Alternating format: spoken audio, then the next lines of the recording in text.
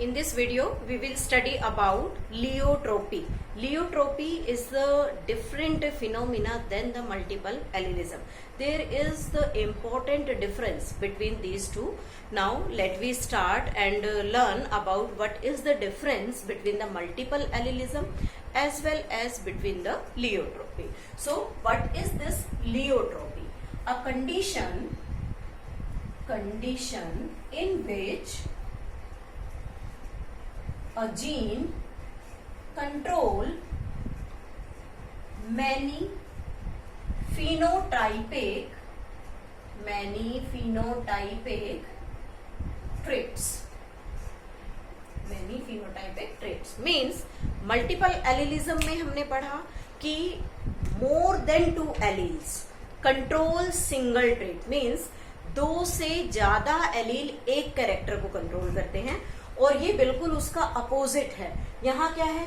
एक जीन एक से ज्यादा कैरेक्टर्स को कंट्रोल करता है. उसके बाद इसी में एक टर्म आती है लियोट्रोपिक gene.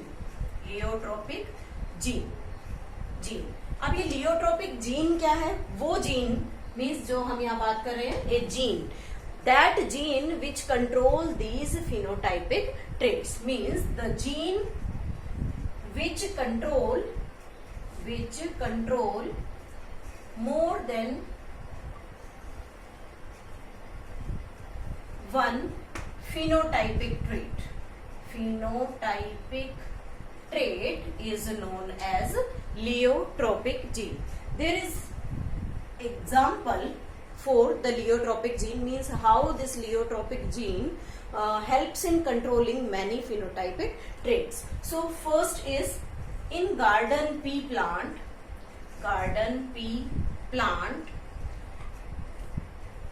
gene that controls color of flower.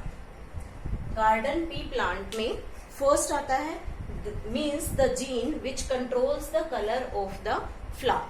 Second, it red spot in the axil of the leaf. Means leaf के axil में जो spot present है उसको भी कंट्रोल करता है. And third is color of seed coat. It means यहाँ क्या है कि गार्डन पी प्लांट में एक सिंगल जीन एक से ज्यादा फिनोटाइप को कंट्रोल करता है. First phenotype colour of the flower के कलर को कंट्रोल करता है.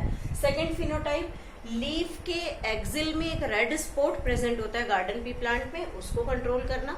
और तीसरा है colour of the seed coat. Means seed के चारों तरफ जो टेस्टा होती है उसका कलर आइदर ग्रीन और येलो. इन तीनों को कंट्रोल करने का काम एक जीन का होता है. तो इस जीन को हम क्या कहेंगे? Pleiotropic gene. और जो फिनोमिना यहाँ ये परफॉर्म कर रहा है उसे हम क्या कहेंगे? Pleiotropic gene. So next example in this is phenylketonuria. This is the next example to show the leiotropy. Phenylketonuria, in short form, it is known as PKU. That is also the disease which show the leiotropic characters. First of all, we will discuss about the phenylketonuria. Means what type of disease it is, what are its character, and how it can be the example of the leiotropy or the leiotropic gene. So first of all, it is inborn disease. Inborn means जन्मजात, जन्म से बच्चे के अंदर present होने वाली. Inborn. Recessive means recessive genes की वजह से हो रही है. Autosomal means the type of chromosome. जब भी हम क्रोमोसोम के बारे में बात करते हैं तो कहते हैं 2 टाइप के क्रोमोसोम होते हैं. एक होता है सेक्स क्रोमोसोम और दूसरे होते हैं ऑटोसोम. टोटल जैसे ह्यूमन की बात कर रहे हैं तो 46 क्रोमोसोम्स होते हैं। उन 46 में से 2 क्रोमोसोम होते हैं सेक्स क्रोमोसोम, जो डिफरेंट होते हैं मेल और फीमेल में। फीमेल में एक्स क्रोमोसोम और मेल में एक्स वाई क्रोमोसोम। और जो ऑटोसोम्स होते हैं दे आर 44 इन नंबर। तो ये जो डिजीज है ये ऑटोसोमल है। इट मीन्स इन 44 क्रोमोसोम में जो 12th नंबर का क्रोमोसोम होता है उस क्रोमोसोम में मेटाबॉलिज्म और यू कैन से रिसेसिव कंडीशन के प्रेजेंट होने की वजह से ये डिजीज होती है। तो 3 कैरेक्टर हो गए, इनबोर्न डिजीज है, रिसेसिव है, ऑटोसोमल है, और इसे हम क्या कहेंगे, मेटाबॉलिक डिसऑर्डर है। Metabolic disorder, metabolic disorder means इस क्रोमोसोम पर प्रेजेंट रिसेसिव जीन की वजह से बॉडी में किसी स्पेसिफिक प्रोटीन का ना बनना और उस प्रोटीन का एंजाइम की तरह बिहेव ना करने की वजह से ये डिजीज लगती है। तो इसमें मेन क्या है, देखिए मेटाबॉलिक डिसऑर्डर है। तो हम क्या बात कर रहे हैं कि यहाँ पर इस डिजीज के अंदर क्या होता है, एक एंजाइम है phenyl alanine hydroxylase, phenyl alanine hydroxylase. ये एक इंपॉर्टेंट एंजाइम है जो किसी भी नॉर्मल पर्सन की बॉडी में नॉर्मली बन रहा है। लेकिन जब हम पीकेयू की बात करते हैं तो इस डिजीज में ये एंजाइम उस पेशेंट की बॉडी के अंदर फॉर्म नहीं होता और यू कैन से प्रोड्यूस नहीं होता। तो इसके प्रोडक्शन के लिए डोमिनेंट जीन की जरूरत है। लेकिन रिजल्ट क्या हो रहा है यहाँ पर कि इस कंडीशन में, डिजीज वाली कंडीशन में जो पेशेंट है उसकी बॉडी में ऑटोसोमल रिसेसिव कंडीशन है। और वो कंडीशन कौन से क्रोमोसोम से जुड़ी हुई है, 12th क्रोमोसोम से, यानी कि 12th क्रोमोसोम एबनॉर्मल है, उस पर रिसेसिव जीन्स यहाँ पर प्रेजेंट है। तो इस फिनाइल एलेनिन का हाइड्रोक्सिलेज का फॉर्मेशन नहीं हो रहा। अब हम ये देखते हैं कि इसके फॉर्मेशन ना होने की वजह से बॉडी में क्या चेंजेस आते हैं और ये जब बनता है तो इसका फंक्शन क्या होता है। तो सबसे पहले हमारी बॉडी में बनता है फिनाइल एलेनिन और इस फिनाइल एलेनिन को टायरोसिन में कन्वर्ट करना है, टायरोसिन में। और इस टायरोसिन में कन्वर्ट करने में ये एंजाइम हेल्प करता है। That is the normal functioning. अगर ये बॉडी में प्रोड्यूस हो रहा है तो इसका काम क्या होता है, फिनाइल एलेनिन को टायरोसिन अमीनो एसिड के अंदर कन्वर्ट करना। और ये कहाँ होता है, हमेशा लिवर के अंदर होगा।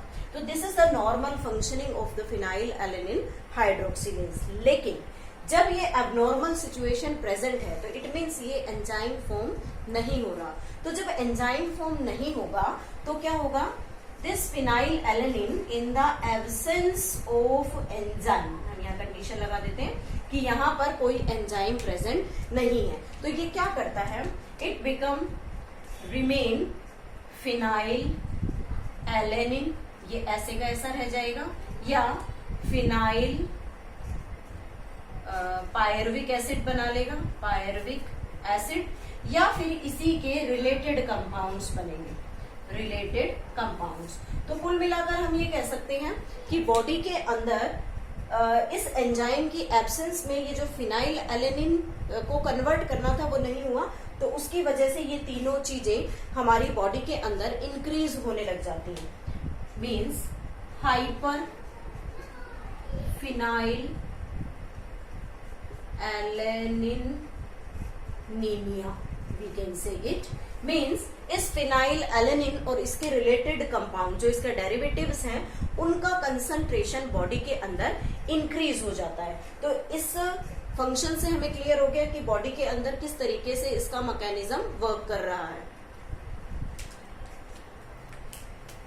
नेक्स्ट आते हैं कि फिनाइल कीटोन्यूरिया मीन्स जब एंजाइम की डेफिशिएंसी है, बॉडी में एंजाइम प्रोड्यूस नहीं हो रहा, तो किस तरीके के सिम्टम्स नजर आएंगे। सिम्टम्स में सबसे पहले मेंटल रिटार्डेशन और you can say it poor brain development. It means कि ब्रेन का डेवलपमेंट पुअर होगा। क्यों होगा, क्योंकि जो फिनाइल एलेनिन का कंसंट्रेशन बॉडी के अंदर इंक्रीज होता जा रहा है वो धीरे धीरे ब्रेन में जमा होने लगेगा। दूसरा कहता है pigmentation, pigmentation of skin, hair sorry pigmentation of skin, you can say it hair, इन दोनों का पिगमेंटेशन इसके अंदर इंक्रीज हो जाता है। Poor growth, poor growth means इस तरीके के सिम्टम्स दिखाई देना स्टार्ट हो जाते हैं। तो हम यहाँ कह सकते हैं कि फिनाइलकीटोन्यूरिया में एक रिसेसिव जीन प्रेजेंट होने की वजह से अप टू दीज सिम्टम्स हमें नजर आ रहे हैं। तो एक और भी हम लिख सकते हैं एक्जिमा, एक्जिमा स्किन से रिलेटेड डिजीज है। तो ये सारे सिम्टम्स सिर्फ एक रिसेसिव जीन के प्रेजेंट होने की वजह से हुए। तो कैरेक्टर यहाँ फुलफिल हो गया कि अगर रिसेसिव जीन प्रेजेंट है तो वो एक जीन प्रेजेंट होने की वजह से वो कई फिनोटाइप्स को यहाँ पर शो कर रहा है। और ये एक ऐसी डिजीज है जिसमें बच्चा बर्थ के समय बिल्कुल नॉर्मल होता है, लेकिन जैसे जैसे वो 3 मंथ्स का 4 मंथ्स का होना स्टार्ट होगा उसके बाद धीरे धीरे बॉडी के अंदर फिनाइल एलेनिन का कंसंट्रेशन इंक्रीज होना स्टार्ट हो जाएगा और बॉडी के अंदर ये सारे सिम्टम्स नजर आएंगे। So this is the example to show the pleiotropic effect in human beings.